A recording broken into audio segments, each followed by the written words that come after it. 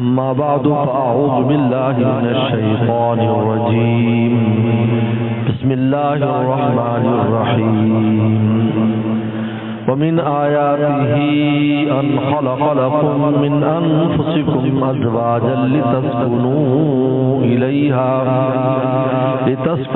إليها وجعل بينكم مودة ورحمة وقال النبي صلى الله عليه وسلم النكاح من سنتي فمن رغب عن سنتي فليس مني أو كما قال عليه الصلاة والسلام صدق اللہ صدق رسولہ النبی الکریم۔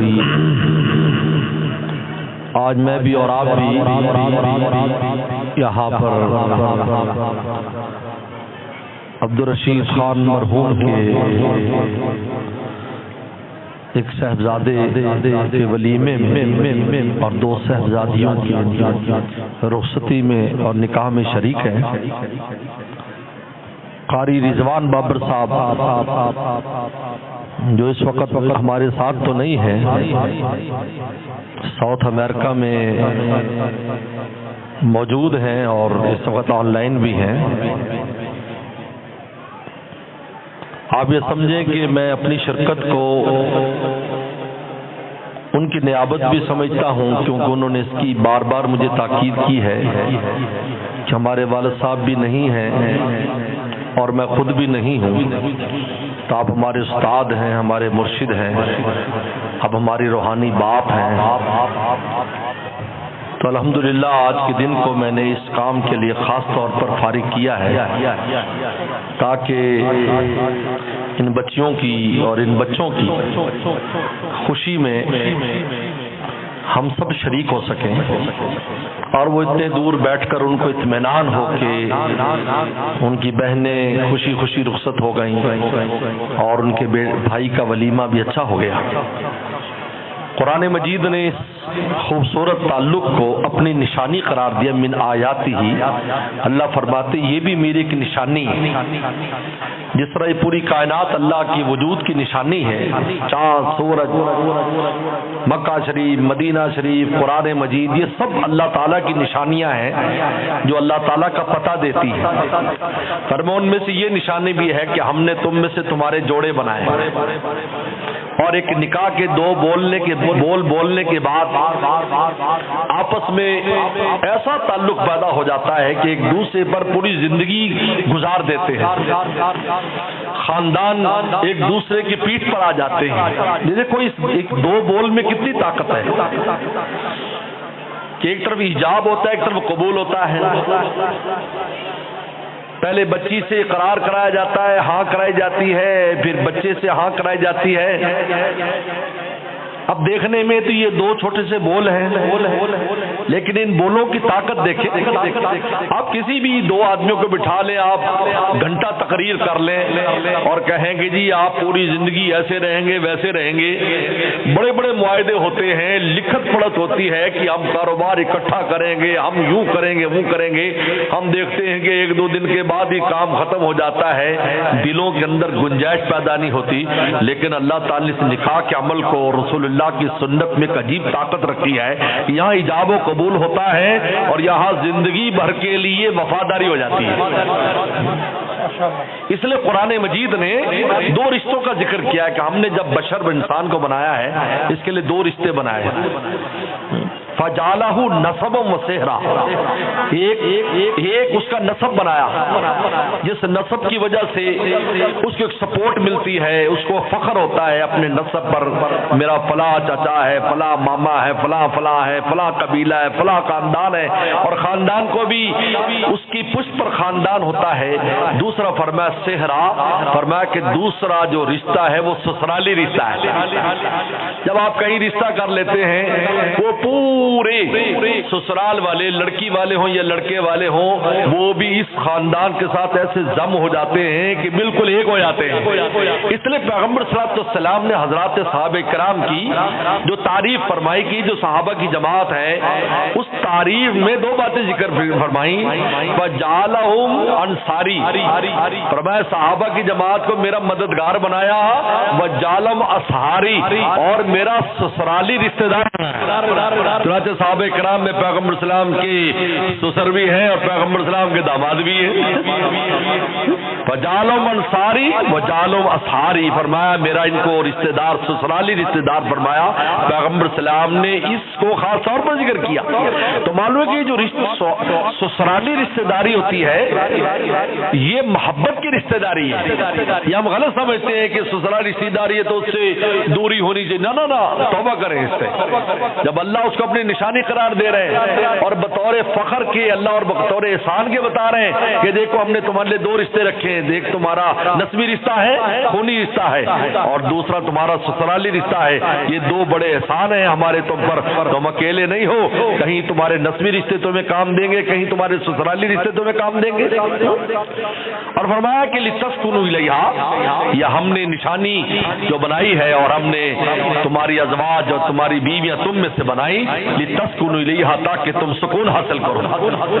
ہم اگر آدم السلام کی تاریخ پڑھتے ہیں تو آدم السلام کو اللہ نے جنت میں بھیج دیا, جنتی دی, سب کچھ مل گیا, لیکن بے چینی نہیں جاتی. تو خود بھی حیران ہے کہ ہر شے ہے لیکن دل میں ایک بے چینی سی ہے. اللہ تعالیٰ کی زیارت ہو رہی ہے, ملاقات ہے, سب کچھ ہے, لیکن کوئی کسی شے کی کمی ہے. لیکن آدم نہیں جانتے تھے, پتہ تب چلا جب ہوا پیدا ہوئی تو تب پتہ چلا اسی کی وجہ سے کمی تھی, جب وہ آئی تو مکمل ہو گئے. اس لیے پیغمبر صلی اللہ علیہ وسلم فرمایا کہ نکاح سے تمہارے ایمان کی تکمیل ہوتی ہے.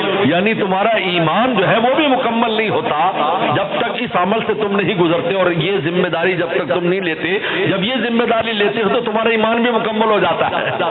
اب یہ دیکھیے, یہ صرف نہیں کہ ظاہری شادی ہو گئی جی بچے ہو جائیں گے, یہ قبیلہ نہیں. فرمایا کہ یہ باطنی جو ہم نے ایمان جیسی قیمتی چیز دی ہے اس کی تکمیل بھی اس عمل کے بغیر نہیں ہوتی. اس لیے پیغمبر صلی اللہ علیہ وسلم نے فرمایا کہ اللہ تعالیٰ کو وہ شخص پسند نہیں ہے جو مر جائے اور اس کی شادی نہ ہو, اور شادی کے قابل تک ہی نہیں, سستی میں گزار دیا, ایسے مر گیا. اللہ تعالیٰ کو پسند نہیں ہے.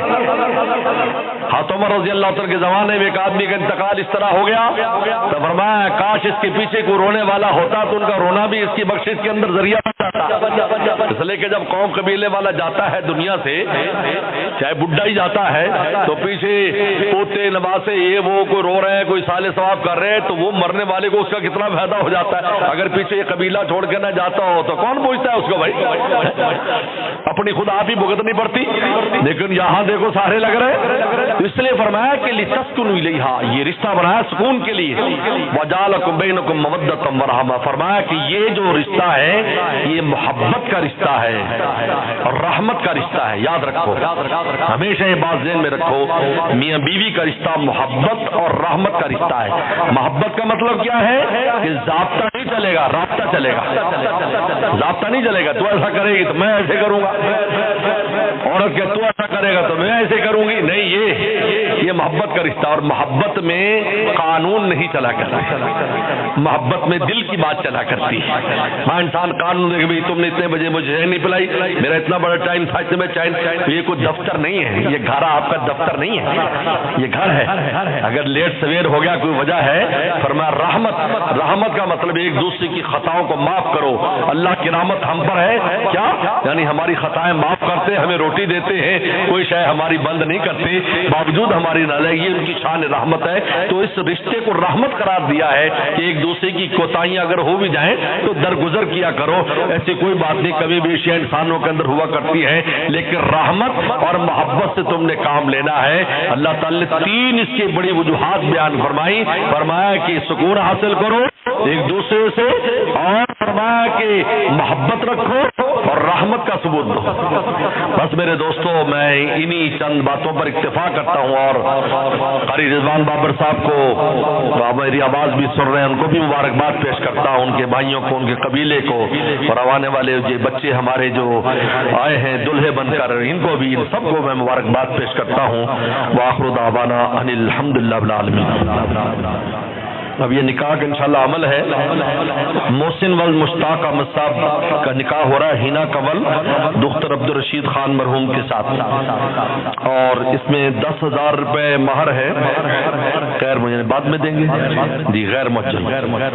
اچھا جی، یہ محمد طفیل ولد شبراتی خان صاحب کا ہے، دلہن کے وکیل۔ ہاں جی، اجازت ہے آپ کی طرف سے؟ اچھا ٹھیک ہے، بسم اللہ۔ اللہم صلی علی رسولہ الکریم، اما بعد، فاعوذ باللہ من الشیطان الرجیم، بسم اللہ الرحمن الرحیم۔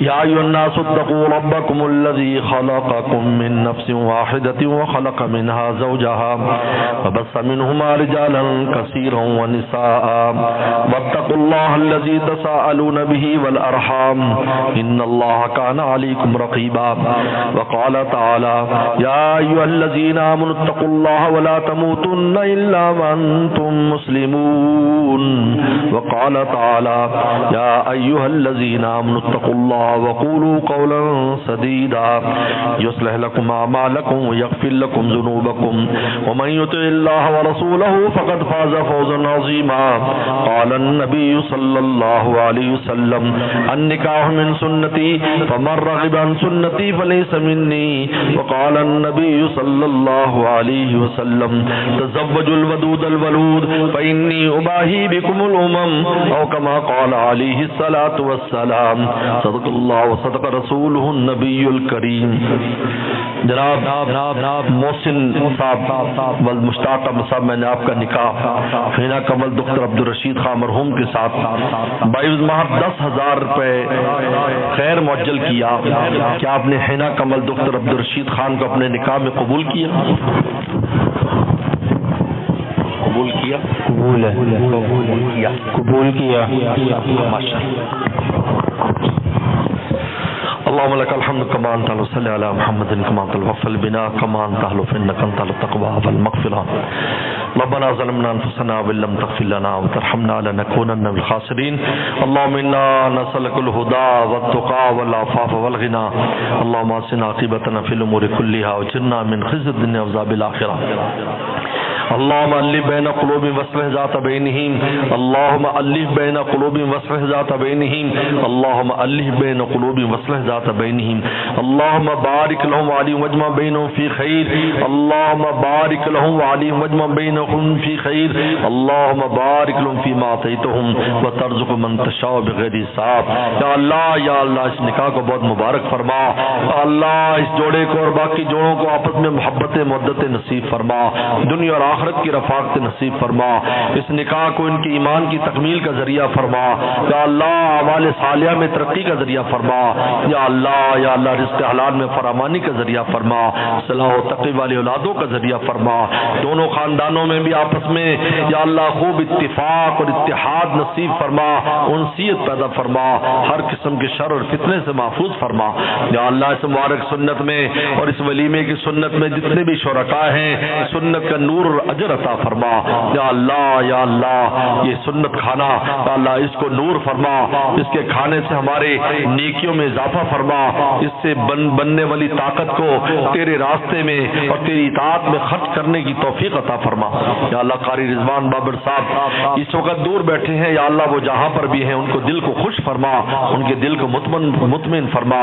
ان کی بہنوں کو ان کے بھائی کو یا اللہ خوشیاں نصیب فرما، یا اللہ جن بچیوں کے رشتے نہیں ہوئے اچھے جوڑ عطا فرما، جن کے رشتے ہو گئے گھروں میں امن سکون عطا فرما، ہماری دعاؤں کو شرف قبولیت نصیب فرما۔ اللهم انا نسألك بأنك الله الذي لا اله الا انت الاحد الصمد الذي لم يلد ولم يولد ولم يكن له كفوا احد ربنا تقبل منا انك انت السميع العليم صلى الله تعالى على خير خلقه محمد وآله وصحبه اجمعين وبارك عليه جمع بينكم